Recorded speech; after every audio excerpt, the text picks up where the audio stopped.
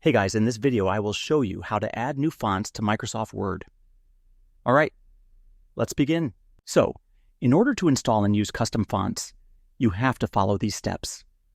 First, open any internet browser and go to dayfont.com. This website has thousands of free fonts available for download. Browse through the catalog and pick the font that you like. Once you find one, click the download button next to it.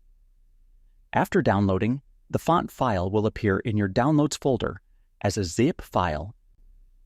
Next, open your Downloads folder, right-click on the zip file, and select Extract All. Make sure the option Show Extracted Files when complete is checked, then click Extract. Once the files are extracted, locate your font file.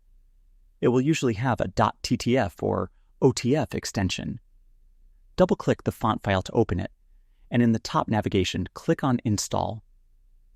Wait a few seconds for the installation to complete.